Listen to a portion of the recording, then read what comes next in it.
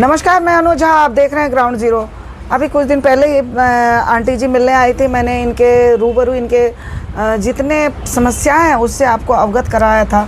तो आज ये फिर से हमें हमारे चैनल के पास गुहार लगाने आए हैं कि प्लीज़ आप हमें इंसाफ दिलाइए। तो मैं आप लोगों से ये कहना चाहूँगी कि प्लीज़ आप इनको सपोर्ट करें और जितनी भी ये मतलब इनके पास डॉक्यूमेंट्स है, पेपर, वो सब आपको दिखाने के लिए तैयार हैं। अभी इन्होंने ऐसी बात कही कि मेरा दिल दहल गया, मुझे कहने पर मजबूर होना पड़ा, फिर से आप लोगों के सामने आना पड़ा कि ये कह रही है मैं आत्महत्या करूँगी, मैं अपने शरीर को त्यागूंगी अगर मुझे इंसाफ नहीं मिला तो आंटी आपको ऐसा डिसीज़न लेने के लिए क्यों मजबूर होना पड़ा?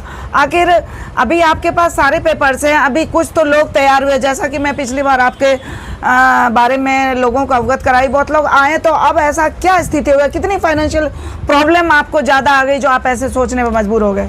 मेरी स्थिति ये है कि मैं 70 के पार जा रही हूँ। मुझे हार्ट की ट्रबल है, बीपी शुगर का है। मेरी कहीं कोई सुनवाई नहीं हो रही है। कहीं भी मैं जहाँ जहाँ लिख कर देती हूँ मेरी कोई सुनवाई नहीं करता। इस बार कोर्ट में भी मैं पहुँची हूँ। कोर्ट में मेरी तबीयत ख़राब हुई तो जज साहब ने कहा जी इनको बाहर निकाल दो, इनकी तबीयत अंदर कोर्ट के कमरे में कुछ हो जाएगा तो क्या करेंगे। जो रीडर था उन्होंने कहा कि आप जाइए जी 141 में वहाँ दिखा दो। मेरा केस 289 में 30,000 में चल रहा है।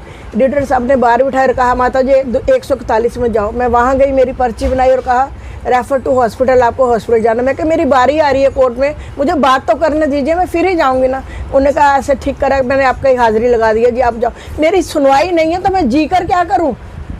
बिना बताओ, ना बेटे को नौकरी, ना बैंक ने पैसा दिया। 10 से 25 आ गए। मैं 5 में मेरे 2004-18 जनवरी आप अभी कह रहे थे जो आपके पास काफी सारे लोग कर्जदार भी आ रहे हैं, आपके बहुत परेशान कर रहे हैं, आपको टॉर्चर कर रहे हैं, मेंटली हरास कर रहे हैं। वो ऐसे जो मैंने अपने बच्चों की बीमारी पे पैसा लिया था, मेरे बेटे का रोड एक्सीडेंट हुआ था उसमें मैंने पैसा लिया। फिर जो मैंने प्राइवेट वकील लिए और वकील, उनको जो पैसा दिया मैंने कर्जा ले लेकर ही दिया ना।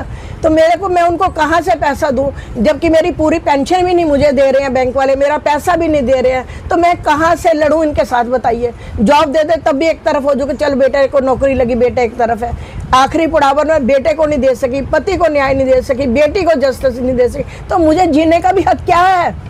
क्यों मैं जीऊँ ये बताओ, जब सरकार ने सुननी नहीं है। आप कहते हो महिलाओं की सुनवाई है और मैं तो सीनियर सिटीजन हूँ ना, पता नहीं कब आवाज़ पड़े और मैं जाऊँ। तो क्या इसी इंतज़ार में आप कि मुझे आवाज़ पड़े मैं जाऊँ तो सारे केस बंद हो जाए? नहीं, मैं बेटे की नौकरी देखकर फिर जाना चाहती हूँ। मेरी मदद करो, मैं सब जगह हाथ जोड़कर मदद मांगती हूँ, मेरा करो। नहीं तो मेरे पास तो सिवाय कोई चारा ही नहीं है कि ठीक अपना आप ख़त्म करो और छुट्टी करो। मैं सोचती हूँ मैं क्या करूँ और कहाँ से मदद मांगूँ। मैं ये न्यूज़ वाले मेरी मदद कर रहे हैं, मैं इनका धन्यवाद कर रही हूँ। इनके माध्यम से आप तक आवाज़ जाती है तो मेरी मदद कीजिए प्लीज़।